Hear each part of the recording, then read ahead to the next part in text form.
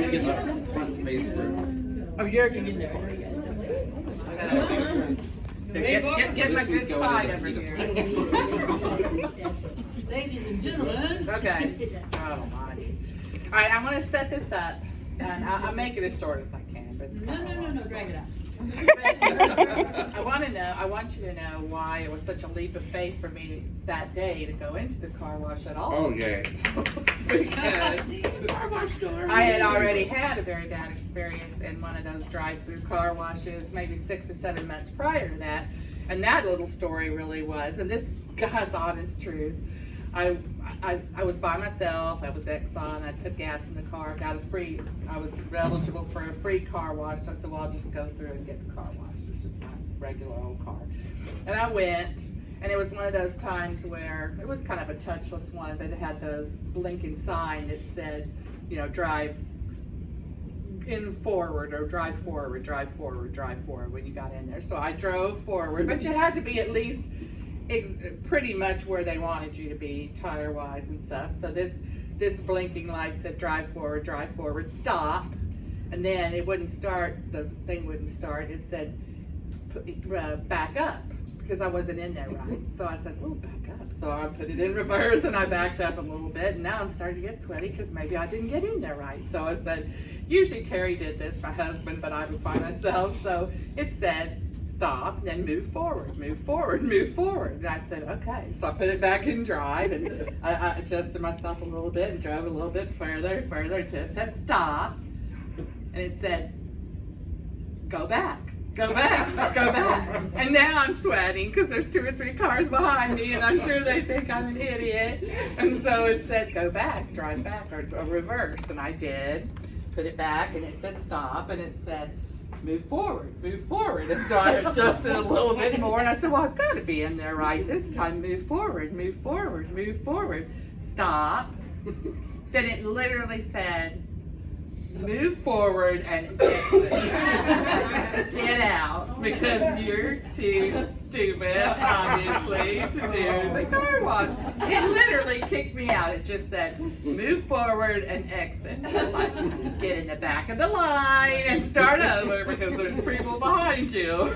And so I said, well, I guess obviously I'm not going to be able to do this car wash business. And I was scared of them after that for a very long time. But, so I got a brand new car about 6 months later. It was a beautiful car, and I just loved it. It was a Nissan Pathfinder. They just brought, they were brand new out. That was one of the first times they made the Pathfinder. It was a big car. It was beautiful. It was really the nicest car I'd had. This was about 20 years ago or so. And I just loved it. I loved everything about it. The inside, my first grandbaby was on the way, and it had these special car seat latches and everything. I was ready to go. No, just I adored the car, and I felt so lucky to have it. And so Terry and I bought it, and Carolyn and I, my sister and I, drove back and forth at that time. We were still on Post Oak, so it was out in the Galleria, and we went to lunch every day pretty much together, and I was driving that day. I picked her up for lunch. We had a quick lunch. And I told Carolyn I need some gas. And I think it was probably the first tank of gas I actually put in it, because I'd literally just driven it off the lot maybe a week prior to that. And I was just so proud of it. And so she says, well, fine, let's get some gas. There was a gift shop right next door. So Carolyn says, I'm going to go to the gift shop next door and you get gas. I said, well, that's fine, because I'm going to go run it through the car wash. And she goes, the car wash? It's a brand new car. And I said, yeah, but it's a little dusty. I just want to get it nice and clean. And so she goes, okay. So she went next door to get a thing. I put the gas in. I got my ticket for the car wash. I went in there. Luckily, there wasn't anybody behind me. It was just one of those little tunnel ones that you drive through. But it had those pipes that you had to make sure your tire was in just right. And I thought, good Lord. So I was really worried about it, because I didn't want to do anything bad to the car or anything, but I really wanted to get the dust off. So I thought, no, I'm going to go in here. I'm going to tackle my fears and just go into this car wash and get the car washed. So it was a touchless car wash, and it was one of those car washes. I don't even think they have them anymore, but it was like a a wand that went around once you got in the middle of it, and then it started, and the wand would wet your car, and it would go around and around, kind of like a helicopter blade, really. And it was and then I guess eventually the little sides would come up and, you know, do whatever. And I said, well, I can do this. So I said, okay. So I just held my breath and just went forward. No flashing signs this time. And I got to the little pipes where my tires were supposed to go. And I said, well, I think I'm in there. It seems okay, but it felt a little bit cattywampus, but there weren't any flashing things telling me I couldn't. So I kept moving forward. I got to the middle of the tunnel, right? And I'm still thinking, you know, I'm not sure I feel correct. It's not right. I don't know what I thought was going to happen if I wasn't in there, right? I mean, maybe I would have to go back or get out. I mean, I don't know why I was so worried, but I just think I didn't want to do anything to my new tires, my new car. Was I in there correctly? But sure enough, the wand starts and it starts raining on my car like it's supposed to. And I'm thinking, okay, I guess I'm okay. So I'm in here and I'm just obsessing over it. So I think, am I in there? And if I sit here too long, and if I am just halfway in those pipes, what's going to happen to my new tires? So I obsess. Now the soap's coming down and it's going around. And I think, well, I'm just gonna look to see if I'm in there. I'm just gonna stop. And so I said, I'm just gonna time it just right. So I'm just gonna wait for it to make another revolution. Okay, no, but it was going this way. So yeah, okay. Wait for it one more time. It just passed me. I'm just gonna take one quick look just to make sure. I'm in there. So I open the car. I do this. Yeah, I think I am. And then all of a sudden, this thing is whipped around now, and it's caught my open door. And it just starts making this. And I'm going, oh no. Then I'm trying to shut the door, and of course I can't, because the helicopter blade up there is caught it. And now it's just mauling it. It's just metal against metal. And I'm thinking, not only is it hurting my car, and all I could think of, all I wanted was just to get the new car dust off. But now it's just mauling it. And this thing is just whining like, so I'm thinking not only am I damaging my brand new car, but I'm also probably damaging thousands of dollars of the Exxon car wash also. And so I stand up in the car, now I'm getting rained on, and I've still got, of course, this, and I'm trying desperately just to flip this off so it'll go. And I finally did, but now I'm soaked, and God knows what's happened to my door. I don't even want to look at it. I sort of could hear what was happening to it. And I finally got it free, and then it went, you, because by then it was like a helicopter blade. And by now, Carolyn has decided she didn't see anything at the gift shop, so she'd come back across the way.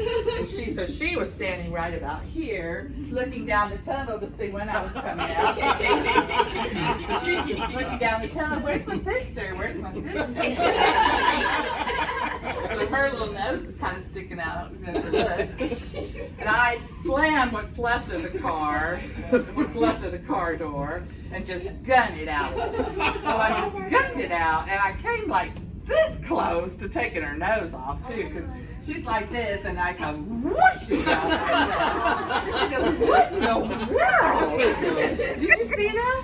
She says, see what? I just got here. And I said, Carolyn, I've got something, she's over here. Really bad door, really bad. Please go look at it. I hope it's okay, but I don't know. Carolyn, can you go look at it? And so she goes over, she goes, oh, I'm sure it's fine. She goes over, oh no.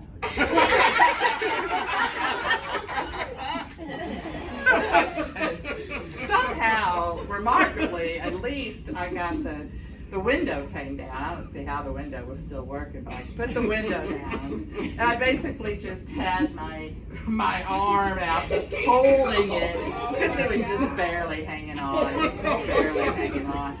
And somehow I got Carolyn back to work. I got my brick of a mobile phone, because that's probably what I had at that time. And now I get on 290 and I'm trying to call my husband. I'm crying. And I called my husband, who worked at the Shell trade floor at the time. And he gets on the phone and I said, "There's something really bad with the car. Really bad with the car." Now the car we just bought. Yes, really, really bad. "Well, where are you now?" "Well, I only got to the part of the car and I'm trying to drive down 290. He says, "Well, you're going to have to take it to the dealer. I mean, what else are we going to do?" And so I'm here and doing 290 trying to talk to him and crap. And so, bless his heart, he goes, "What did you do? What happened? What happened?" I was on the trade floor. So I said, well, I opened the car door in the car wash. He said, "Who opens the car while they're in the car wash?" And I said, "Well, I was just checking to make sure that my tire was in the place right." And when he said that, he said every head on the whole trade floor just whipped around, because they heard it, and they were laughing their asses off, of course. Nobody does that.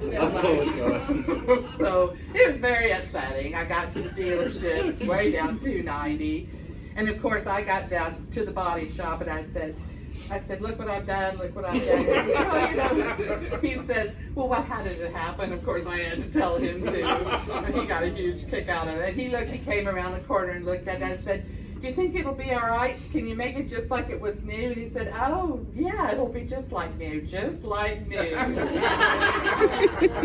And then I had to suffer the humiliation of calling USAA and telling that also. And they got an enormous kick out of it. I'm sure I was the best story of the day for calling the insurance to tell people what had happened that day. But anyway, that was a big day, a bad day. And I'm glad that I can laugh about it today. My husband traded that car in less than a year later because he said it was never the same. And gone was my beautiful car. And it was just a sad, sad day. But it did make for a great story. And Carlette loves it.